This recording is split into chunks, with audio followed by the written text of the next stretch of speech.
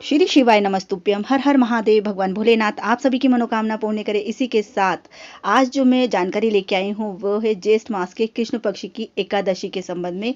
एकादशी का व्रत कैसे रखना है, क्या है इसका महत्व और पूजा विधि क्या है, संपूर्ण जानकारी दूंगी। लेकिन आप सभी से रिक्वेस्ट करना चाहूंगी, जिस किसी ने भी चैनल को सब्सक्राइब नहीं किया है तो सबसे पहले चैनल को सब्सक्राइब कर लीजिए, ताकि जो भी जानकारी, जो भी उपाय मैं बताऊँ वो आप जल्दी से जल्दी पा सको और अपनी जीवन की परेशानियों को दूर करने के लिए उन उपायों को अपना सको। तो जैसे कि हम सभी जानते हैं कि ज्येष्ठ मास चल रहा है और ज्येष्ठ मास की जो एकादशी होती है ना, उसको अपारा एकादशी के नाम से जाता है। ज्येष्ठ मास जो है ना वो बहुत ही पवित्र महीना होता है। ज्येष्ठ मास लगते ही मनुष्य को स्नान आदि करके शुद्ध रहना चाहिए, इंद्रियों को वश में कर काम क्रोध लोभ मोह अहंकार ईर्ष्या द्वेष आदि को त्याग कर भगवान का स्मरण करना चाहिए। और प्रत्येक वर्ष में 24 एकादशी आती है, परंतु जब अधिक मास या फिर मलमास आता है तब इसकी संख्या बढ़कर 26 हो जाती है। अपारा एकादशी को जल क्रीड़ा एकादशी, अचला एकादशी और भद्रकाली एकादशी के नाम से भी जाना जाता है।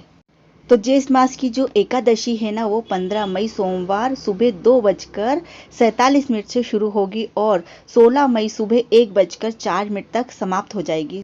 और सूर्य उदय व्यापनी ज्येष्ठ मास की कृष्ण पक्ष की एकादशी तिथि 15 मई सोमवार को होगी, इसलिए अपारा एकादशी का व्रत 15 मई सोमवार को ही रखा जाए। और अपारा एकादशी व्रत का जो पारण का समय है वो 16 मई मंगलवार सुबह 5:30 से शुरू होगा और इसी दिन 8:40 के बीच में रहेगा। और अपारा एकादशी व्रत का जो पूजा वो क्या है वो भी जान लेते। देखिए, व्रत आप कोई सा भी रख रहे हो, मन की शुद्धता भी बहुत ज्यादा जरूरी होती है शरीर की शुद्धता के साथ साथ। एकादशी का व्रत जो है ना विवाहित और अविवाहित दोनों ही तरह के लोग रख सकते हैं। जो भी जातक एकादशी का व्रत रख रहे हैं उनको नियम जो है ना वो दशमी तिथि से ही शुरू कर देना चाहिए। दशमी तिथि को सात्विक भोजन ग्रहण करें, यानी कि लहसुन प्याज आदि चीज से बना हुआ भोजन ग्रहण ना करें। एकादशी के दिन यानी कि आपको बना हुआ भोजन ग्रहण नहीं करना है। साथ ही पति पत्नी दोनों लक्ष्मी नारायण की पूजा करें, साथ में मिलकर पूजा करें, उपासना करें। सबसे पहले आपको गंगा जल से पूरे घर में छिड़काव करना है और जो पूजा स्थान है वहां पर भी गंगा जल से आप उसको शुद्ध कर लीजिए। उसके बाद वहां पर एक चौकी रखें, उस चौकी के ऊपर एक लाल कपड़ा रखें, लाल कपड़ा बिछाएं, उसके ऊपर गणपति जी की प्रतिमा रखें, साथ में लक्ष्मी नारायण भगवान की प्रतिमा या तस्वीर स्थापित करें।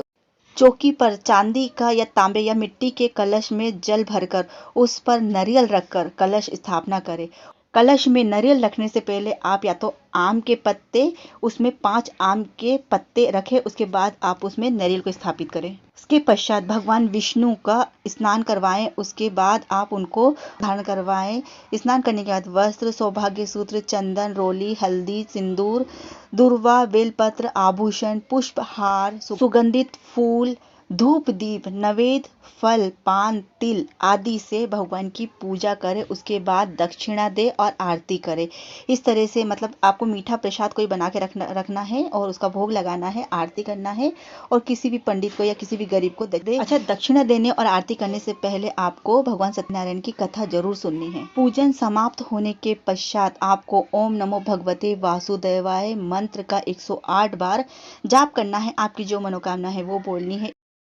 इस व्रत को आप अपनी श्रद्धा भक्ति के अनुसार रख सकते हैं, यानी कि फरहाल करके भी रख सकते हैं और बिना फरहाल के भी आप इसको रख सकते हैं। व्रत करने के समय आपको शाम के समय भगवान विष्णु की पूजन करना है, आपको बताया है। उसके बाद फल ग्रहण कर सकते हैं, लेकिन इस व्रत का पारण 12 तिथि को ही किया जाता है, यानी दूसरे दिन ही इस व्रत का पारण किया जाता है। इस बात का आप विशेष रूप से ध्यान रखिएगा। और अब उपाय जान लेते हैं। एकादशी के दिन आपको, अगर आपकी कुंडली में शनि दोष है या किसी प्रकार का दोष है, तो एकादशी के दिन आपको काली तिल का दान अवश्य करना चाहिए। काली तिल के दान करने से आपकी कुंडली में मौजूद शनि दोष दूर होता है और हर तरह के पाप से आपको मुक्ति मिलती है। ये बहुत ही महत्वपूर्ण उपाय है। एकादशी के दिन इसको आप अवश्य कर लीजिएगा।